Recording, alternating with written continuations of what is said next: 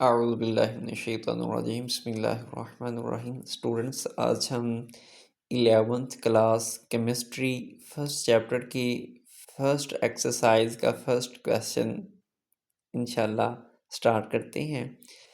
तो ये बेटे न्यू और स्मार्ट सिलेबस के मुताबिक हम चीज़ों को लेकर चलेंगे, ठीक है। तो बगैर टाइम ज़ाया किए हम पहला शॉर्ट क्वेश्चन देखते हैं। What is first ionization energy, give an example. ठीक है बेटे, तो बहुत सिंपल लिखा हुआ है, उसने बताया है, ये इससे पहले भी मैं आपको बता चुका हूँ। वो एनर्जी की मकदार, the energy required to remove one electron from each atom, यानी एक एटम से एक इलेक्ट्रॉन को रिमूव करने के लिए जो एनर्जी रिक्वायर्ड है in one mole of gaseous atoms, one mole of gaseous atoms में, ठीक है जी, to form one mole of gaseous positive ion. जब वो इलेक्ट्रॉन रिमूव हो जाता है तो फिर क्या होता है, टू फॉर्म, तो बनता है one mole of gaseous positive ions, ठीक है। तो is called first ionization energy. ठीक है मेरे बेटे, ये देखें, सपोज कर लें कि हमारे पास एक एटम है सोडियम, ठीक है जी। सोडियम, ये उसका न्यूक्लियस है, ये उसकी इलेक्ट्रॉनिक शेल है, ठीक है। और ये आप सपोज यूँ कर लें कि उसके आखिरी शेल में एक इलेक्ट्रॉन है। जब ये इलेक्ट्रॉन मूव कर जाएगा, रिमूव हो जाएगा मेरे बेटे जानी, तो सोडियम पर, सोडियम जिसको Na से रिप्रेजेंट करते हैं, उसके ऊपर पॉजिटिव चार्ज आ जाएगा। जो उसने बात कही कि जब एक इलेक्ट्रॉन रिमूव हो जाता है तो फिर क्या बनता है, to form one mole of gaseous positive ions is called first ionization energy. तो इसकी बेटे आप एग्जांपल भी ज़रूर देंगे कि जैसा कि एक सोडियम एटम है, ठीक है, ये सोडियम है बेटे, यकीनन आपको लिखा नज़र आ रहा होगा, सोडियम है। इसमें से एक जो कह लें कि मेरे बेटे जानी एक एटम जब निकला तो इसके ऊपर पॉजिटिव चार्ज आ गया, ये इलेक्ट्रॉन खारिज हो गया, तो कितनी एनर्जी रिक्वायर्ड थी, 494 किलो जूल पर मोल। ठीक है बेटी, तो ये आपने साथ में एग्जाम्पल लाजमी मेंशन कर देनी है। ठीक है जी, आपका ये फर्स्ट क्वेश्चन कंप्लीट हो गया। आपने ऐसे ही ये पेपर में भी लिखना है बच्चे, इसकी बहुत ही आसान जो डिफाइन है वो हमने समझ ली है। अच्छा जी, नेक्स्ट क्वेश्चन है बेटे कि explain why sulphur has a lower first ionization energy than phosphorus. जो सल्फर है उसकी फर्स्ट आयोनाइजेशन जो एनर्जी है वो कम है फास्फोरस की निस्बत। तो बेटे सिंपल, आप इस को समझने से पहले ना मैं आपको यूँ बताता हूँ कि ये हमारे पास सपोज कर लें फास्फोरस का एटम है, ठीक है, ये न्यूक्लियस है, ये उसके इर्द गिर्द क्या है बेटे, इलेक्ट्रॉनिक शेल हैं, इसमें इलेक्ट्रॉन्स डिस्ट्रीब्यूट हैं, ठीक है। एक यहाँ पर बेटे क्या है, एक इलेक्ट्रॉन, समझ लें, बस बात को समझ लें, ठीक है। साथ ही बेटे हम दूसरा जो है वो जो एटम है हमारा सल्फर, ठीक है, ऐसे लिख दिया, ये उसका जनाब यानी न्यूक्लियस है, ये इलेक्ट्रॉनिक शेल है साथ, ठीक है जी। एक और शेल हम जो है वो विड्रॉ कर लेते हैं, ठीक है। अब यहाँ पर क्या है जी, 2 इलेक्ट्रॉन हैं, ठीक है। अब मेरे बेटे देखो कि ये जो पॉजिटिव है न्यूक्लियस है और यहाँ पर इलेक्ट्रॉन है, इसके ऊपर नेगेटिव चार्ज है, और हमने पढ़ा है कि पॉजिटिव और नेगेटिव चार्ज आपस में अट्रैक्ट करते हैं, ठीक है। ये आपस में क्या, कौन सी फोर्स रखते हैं, कशिश की फोर्स रखते हैं, एक दूसरे को चाहने की फोर्स रखते हैं, ठीक है। तो जब हम इस एटम से इलेक्ट्रॉन को रिमूव करेंगे तो यकीनन हमें ज़्यादा एनर्जी रिक्वायर्ड होगी, क्योंकि मेरे बेटे इसका जो असर है इस इलेक्ट्रॉन पर वो ज़्यादा है, बजाय इसके कि जो ये एटम है सल्फ़र, इसका असर इस पर भी है, ठीक है, और इसका असर इस इलेक्ट्रॉन पर भी है। और इससे पहले मैं आपको यूँ बताता चलूँ कि ये इलेक्ट्रॉन्स में, इन इलेक्ट्रॉन्स में रिपल्जन की भी फोर्स होगी, एक दूसरे को रिपेल करने की, दूर दूर रिपेल करने की। तो फिर इसका यहाँ पर नहीं असर, यहाँ पर कर लें आप, क्या ख्याल है, ये इलेक्ट्रॉन इधर होगा ना, रिपेल कर रहे होंगे, तो इस न्यूक्लियस का असर इस इलेक्ट्रॉन पर भी होगा, ठीक है, और इस इलेक्ट्रॉन पर भी होगा, तो यकीनन इसका असर कम होगा कि नहीं होगा, ठीक है मेरे बेटे। तो इसको बेटे यहाँ से रिमूव करने के लिए जो एनर्जी होगी वो कम एनर्जी रिक्वायर होगी, इंक्रीज का ये निशान हमने लगा दिया, ठीक है, क्योंकि इसका आधा असर तो इस तरफ आ गया, आधा उस तरफ चला गया, तो यहाँ से इलेक्ट्रॉन को निकालने में एनर्जी कम नहीं हमें रिक्वायर होगी, बजाय इसके कि इस सारे न्यूक्लियस का असर इसी एक इलेक्ट्रॉन पर है। तो यूँ अब बेटे अगर आप हम वो डिफाइन पढ़ेंगे ना, तो आपको इंशाल्लाह बहुत आसानी से समझ आ जाएगी कि सल्फ़र हैज़ स्लाइटली, हल्की सी, स्लाइटली का मीन होता है हल्की सी लोअर फर्स्ट आयनाइजेशन एनर्जी होती है इसकी देन फास्फोरस की, बिकॉज क्योंकि presence of paired electron in its 3p orbitals. देखें कि मैंने आपको बताया भी कि पेयर्ड दो इलेक्ट्रॉन, करीब करीब दो इलेक्ट्रॉन होते हैं, ठीक है, पेड होते हैं, ठीक है, जोड़ा, पेड कहते हैं जोड़े को, 3p ऑर्बिटल में। ऑर्बिटल में अगर आपको ये मुश्किल टर्म लग रही है ना, आप समझने के लिए यूं कह लें कि सल्फर के लास्ट शेल में मेरे बेटे जानी दो पेड इलेक्ट्रॉन होते हैं, जिसकी वजह से क्या होता है, इलेक्ट्रॉन रिपल्जन होती है, इलेक्ट्रॉन इलेक्ट्रॉन रिपल्जन होती है, आपस में एक दूसरे को रिपेल करते हैं, दूर दूर करते हैं, जो कि एंड मेक्स और बना देते हैं इन इलेक्ट्रॉन्स को easier to remove an electron, जो कि वहाँ से इलेक्ट्रॉन को रिमूव करना आसान बना देते हैं, क्योंकि एक न्यूक्लियस की जो ताकत है वो दोनों इलेक्ट्रॉन्स में डिवाइड हो जाती है इस वजह से, ठीक है बेटे। तो जबकि जो फास्फोरस है has half field 3p orbitals, मगर जो फास्फोरस है उसके 3p ऑर्बिटल में एक इलेक्ट्रॉन होता है, वो हाफ फील्ड होता है, जो कि उसको रिलेटिवली मोर स्टेबल बनाती है, ठीक है जी।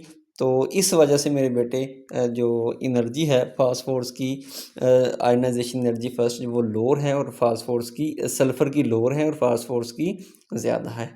तीसरा क्वेश्चन बेटे नहीं करना, 2c वाला ये स्किप करवा दिया गया है। चौथा क्वेश्चन है मेरे बेटे, what are the factors affect the electron activity, कौन से फैक्टर जो हैं जो इलेक्ट्रॉन एक्टिविटी को अफेक्ट करते हैं।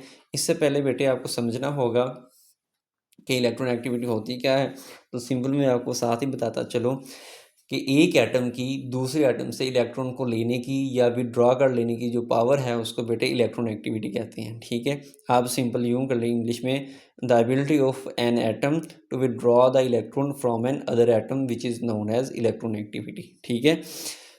अच्छा जी, आगे है बेटे इसके फैक्टर्स कौन से हैं। फर्स्ट फैक्टर है बेटे एटॉमिक साइज़, अगर एटम का साइज़ जितना बड़ा होगा उतनी इलेक्ट्रॉन एक्टिविटी कम होगी, ठीक है।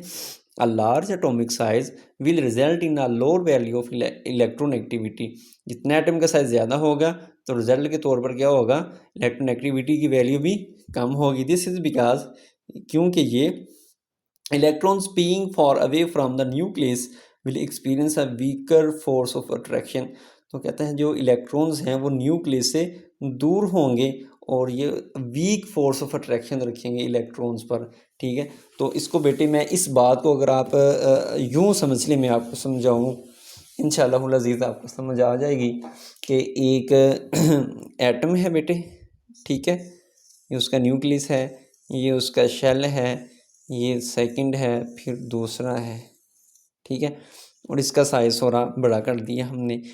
इसका असर यहाँ पर जो इलेक्ट्रॉन है उनके ऊपर कम होगा, क्योंकि इनके दरमियान साइज़ देखें ज़्यादा है, कह लें कि आप सपोज कर लें 10 मिलीमीटर है, ठीक है, 10 मिलीमीटर है, तो क्या होगी इसकी, एक तो इलेक्ट्रॉन एक्टिविटी कम होगी, क्योंकि इसकी जो पावर है दूसरे एटम से जो इलेक्ट्रॉन को लेने की वो कम है, ठीक हो गया।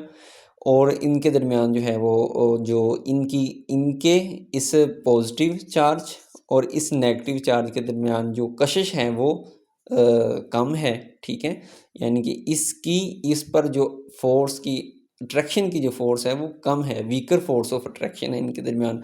अगर यहाँ पर बेटे हम एक ऐसा एटम लें जिसका साइज जो है वो कम हो, ठीक है, ठीक है बेटे, और यहाँ पे इलेक्ट्रॉन है और इनके दरमियान साइज कितना है जी 5 mm आप सपोज कर लें, ठीक है।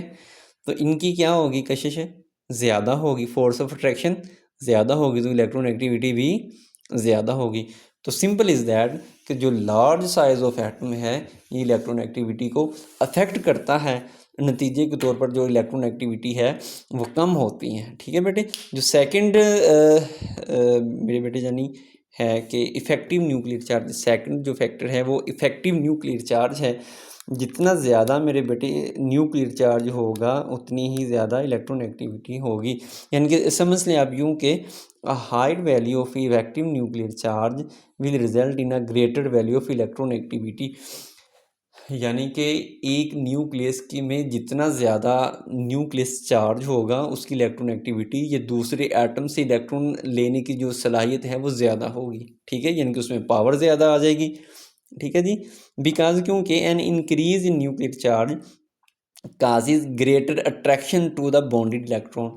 तो न्यूक्लियर चार्ज ज़्यादा होने की वजह से, पॉजिटिव चार्ज ज़्यादा होने की वजह से, उसकी पावर ज़्यादा होने की वजह से वो दूसरे एटम के इलेक्ट्रॉन्स को बॉन्ड करने की जो सलाहियत है उसकी बढ़ जाएगी। तो ये बेटे दो जो फैक्टर हैं, इफेक्टिव न्यूक्लियर चार्ज और एटॉमिक साइज जो हैं, ये इलेक्ट्रोनेगेटिविटी को अफेक्ट करते हैं, ठीक है मेरे बेटे। तो नेक्स्ट क्वेश्चन है व्हाट फैक्टर्स, कौन से पहलू आर रिस्पॉन्सिबल जिम्मेदार हैं फॉर इंक्रीजिंग बढ़ने के लिए रिएक्टिविटी। रिएक्टिविटी क्या होता है कि दूसरे एटम से रिएक्ट करने की जो सलाहियत है उसको बढ़ाने के लिए कौन से फैक्टर रिस्पॉन्सिबल हैं, किन की रिएक्टिविटी, अल्कली मेटल्स की, सोडियम लिथियम पोटाशियम वगैरह के। एज यू मूव, जैसे जैसे हम मूव करते हैं डाउन द ग्रुप, ऊपर से नीचे की तरफ हम करते हैं, तो कहता है कौन से फैक्टर जो हैं इनकी रिएक्टिविटी को बढ़ाते हैं। तो वो बेटे फर्स्ट ऑफ ऑल है इंक्रीज इन एटॉमिक साइज। जब हम पीरियोडिक टेबल में ऊपर से नीचे की तरफ आते हैं तो उनका एक तो एटम का साइज बढ़ता है, दूसरा बेटे डिक्रीज आयोनाइजेशन एनर्जी, और आयोनाइजेशन एनर्जी डिक्रीज हो जाती है। इस वजह से मेरे बेटे ये तो बड़ी अंडरस्टूड बात है, जैसे जैसे एटम का साइज़ बड़ा होगा वैसे ही आयोनाइजेशन एनर्जी कम हो जाएगी, क्योंकि इलेक्ट्रॉन कॉल निकलना जो है वो आसान हो जाएगा। तो ये दो फैक्टर जो हैं बेटे बहुत इफ़ेक्ट करते हैं रिएक्टिविटी के लिए अल्कली मेटल्स की। जी स्टूडेंट्स, जो नेक्स्ट हमारा क्वेश्चन है वो है why some of the elements, क्यों कुछ एलिमेंट्स शो करते हैं वेरिएबल ऑक्सीडेशन स्टेट, यानी चेंज हो जाना oxidation state number while other do not. कहता है कि कुछ एलिमेंट्स की ऑक्सीडेशन स्टेट जो है या ऑक्सीडेशन नंबर है वो चेंज हो जाता है, जबकि कुछ का जो ऑक्सीडेशन नंबर है वो चेंज नहीं होता। ये ऐसा क्यों होता है, ठीक है। तो बच्चे लिखा हुआ है कि वो बता रहा है कि सम एलिमेंट्स एग्जिबिट या एग्जिस्ट वेरिएबल ऑक्सीडेशन नंबर। कुछ एलिमेंट्स का ऑक्सीडेशन नंबर जो है वो चेंज होता है बाय, कैसे होता है, यूटिलाइजिंग एम्पिटी डी ऑर्बिटल्स। कहता है कि उन एटम्स में खाली होता है डी ऑर्बिटल। बट इसके लिए यकीनन आपको इलेक्ट्रॉनिक कॉन्फ़िगरेशन आनी चाहिए, आपको कॉन्फ़िगरेशन का पता होगा। SP D F जो हैं ये सब शेल होते हैं।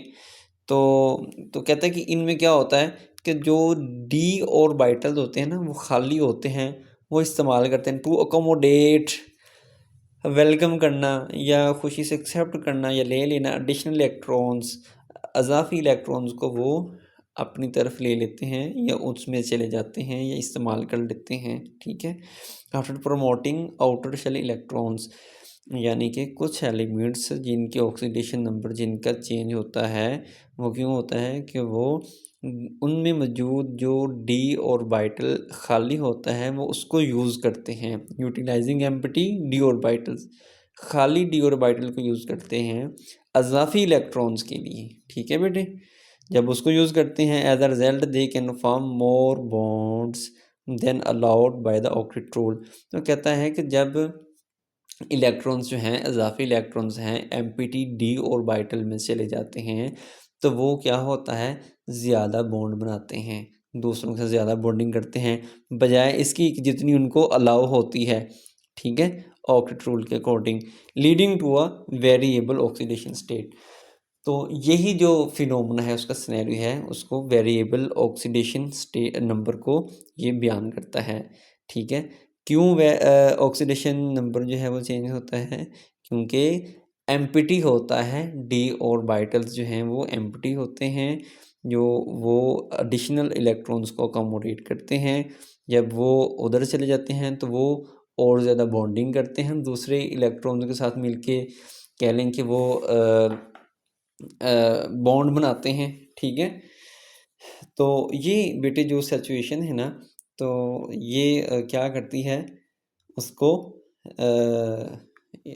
उसको बेटे क्या करती है, ये वेरिएबल करती है। ऑक्सीडेशन स्टेट जो है वो वेरिएबल होती रहती है। तो इन सिंपल हम यूँ कह लें कि केमिकल बॉन्डिंग में एम्प्टी डी ऑर्बिटल जो है ये unoccupied region in the valence shell, ये वैलेंस शेल में अनऑक्युपाइड रीजन होता है, ठीक है जी। और that allow an atom to expand, और ये कह लें कि मदद देता है एटम्स को एक्सपेंड इट्स वैलेंस शेल को एक्सपेंड करने की, बियॉन्ड, बजाय इसके जो स्टैंडर्ड होता है ऑक्टेट ऑफ 8 इलेक्ट्रॉन्स का, 8 इलेक्ट्रॉन्स की निस्बत। यानी कि ये एटम को अपना वैलेंस शेल जो है वो एक्सपेंड करने की इजाज़त देता है, ठीक है। तो ये सिंपल है कि वेरिएबल, बहुत सिंपल आप यूँ समझ लें कि वेरिएबल ऑक्सीडेशन नंबर क्यों होता है, वेरिएबल ऑक्सीडेशन जो है वो चेंज क्यों होती है, क्योंकि कुछ एटम अपना एम्प्टी डी ऑर्बिटल यूज़ करते हैं, ठीक है। जब वो यूज़ करते हैं, खाली डी ऑर्बिटल यूज़ करते हैं, तो जो उनके इलेक्ट्रॉन्स होते हैं वो डी ऑर्बिटल में चले जाते हैं। तो डी ऑर्बिटल जो है वो ज़्यादा बॉन्ड बनाता है, ज़्यादा बॉन्डिंग जब बनती है तो उसकी ऑक्सीडेशन नंबर चेंज हो जाता है, ठीक है बेटे। यकीनन आपको समझ आएगा होगा, कुछ इतना मुश्किल नहीं है। क्वेश्चन नंबर 2 जी जो है ये बेटे स्किप करवा दिया गया है स्मार्ट सिलेबस के अकॉर्डिंग। तो आगे है बेटे, why oxides of sodium and magnesium are more ionic, ये ज़्यादा आयोनिक होते हैं than oxides of nitrogen and phosphorus, ठीक है। तो सिंपल बेटे जो इसका की है ना वर्ड, वो यही है कि due to difference of electronegativity, ठीक है, कि जो सोडियम और मैग्नीशियम की इलेक्ट्रोनेगेटिविटी है ऑक्सीजन के साथ वो मुख्तलिफ होती है, ठीक है, बनिस्बत नाइट्रोजन एंड फास्फोर्स के। तो इसका हम पढ़ते हैं कि sodium and magnesium oxides are more ionic, ये मोर आयोनिक हैं because of the large electronegativity difference between the metals and oxygen, ठीक है जी। जो मेटल है हमारे पास वो है सोडियम, ठीक है जी। सोडियम क्या है बेटे हमारे पास, मेटल है। इसकी जो इलेक्ट्रोनेगेटिविटी है और सोडियम के साथ क्या था मेटल हमारे पास जी, सोडियम है और उसके साथ है मैग्नीशियम Mg, ठीक है बेटे, Mg, ये दो मेटल है हमारे पास। कहता है कि इनकी जो इलेक्ट्रोनेगेटिविटी है वो आई थिंक सो कि एक की 1.29 है और एक की 0.29 है, ये जितनी भी है इनकी इलेक्ट्रोनेगेटिविटी तो ये है। और साथ में जब जो ऑक्सीजन है हमारे पास, इसकी इलेक्ट्रोनेगेटिविटी कोई 3.7 के राउंड अबाउट है, ठीक है, या 3.4 है, इतनी है। तो कहता है इनके दरमियान जो इलेक्ट्रोनेगेटिविटी डिफरेंस है, इस वजह से ये ऑक्साइड्स मोर आयोनिक हैं। देखिए ना, इसके ऊपर ज़्यादा नेगेटिव चार्ज होगा, ठीक है, इसके ऊपर पॉजिटिव चार्ज होता है, तो ये अच्छे ऑक्साइड बनते हैं, मोर आयोनिक बनते हैं, कंप्लीट ट्रांसफर हो जाता है Na2O ऑक्सीजन का, इस तरह का ये बॉन्ड वगैरह बनता है, ठीक है बेटे। क्यों बनता है, क्योंकि इनके दरमियान सोडियम और मैग्नीशियम के जो ऑक्साइड्स हैं ये मोर आयोनिक हैं, क्योंकि इनमें इलेक्ट्रोनेगेटिविटी डिफरेंस जो है वो ज़्यादा है, लार्ज इलेक्ट्रोनेगेटिविटी डिफरेंस जो है वो ज़्यादा है between metal and oxygen. Metal कौन कौन सी चीज़ें हैं जी, सोडियम एंड मैग्नीशियम, जबकि नाइट्रोजन एंड फास्फोर्स जो कि नॉन मेटल्स हैं बेटे है वो हायर इलेक्ट्रोनेगेटिविटीज़, इनकी इलेक्ट्रोनेगेटिविटीज़ जो हैं वो सोडियम और मैग्नीशियम की निस्बत ज़्यादा होती हैं। सो देयर ऑक्साइड्स, इस दो तो इनके ऑक्साइड जो हैं are more covalent in nature and exhibit weaker ionic character. तो कहता है बेटे कि इनकी जो सपोज कर लें, जो एग्जैक्ट तो मुझे आइडिया नहीं है, जो है नाइट्रोजन है या उसके साथ है हमारे पास बेटे फास्फोर्स है। इनकी जो इलेक्ट्रोनेगेटिविटीज़ होती हैं वो ऑक्सीजन की इलेक्ट्रोनेगेटिविटी के करीब करीब होती हैं, ठीक है। अगर इसकी 3.7 है तो इसकी 3.4 होगी या 3 पॉइंट समथिंग एल्स होगी, कुछ भी। तो कहता है इस वजह से इनकी जो इलेक्ट्रोनेगेटिविटीज़ है ना, इन दोनों की नॉन मेटल्स की, वो ज़्यादा हैं। इस वजह से इनके दरमियान जो है वो आयोनिक जो करैक्टर है, आयंस बनने का जो करैक्टर है ना, जो कि सोडियम मेटल्स और मैग्नीशियम मेटल में था, वो इनमें कम है, ठीक है। क्यों कम है? क्योंकि इन नॉन मेटल्स फास्फोरस और नाइट्रोजन की इलेक्ट्रोनेगेटिविटी ज़्यादा है, ठीक है बेटे। तो बेटे आज के लिए इतना ही पढ़ लें कि या इंशाल्लाहुल अज़ीज़ बकिया इंशाल्लाह हम कल डिस्कस करेंगे। तो ये बच्चे शॉर्ट क्वेश्चन आप ज़रूर लाजमी देखें, इंशाल्लाह आपको समझ आया होगा। कुछ ना समझ आए मुझसे कमेंट सेक्शन में पूछ लें, मुझे मैसेज कर दें, मैं व्हाट्सएप पे आपको समझा दूँगा। अगर आप कहीं नज़दीक हैं तो मेरे पास किसी दिन आ जाएँ इंशाल्लाहुल अज़ीज़, 2, 3, 4 चैप्टर आपको मैं कंप्लीट करवा दूँगा। देखने का बहुत शुक्रिया। अल्लाह हाफ़िज़। आज बेटे कुछ तबीयत अपसेट थी, काफ़ी दिनों के बाद लेक्चर अपलोड किया, तो यकीनन आपको समझ आया होगा। देखने का बहुत शुक्रिया जी। अल्लाह हाफ़िज़। अस्सलाम वालेकुम रहमतुल्लाह।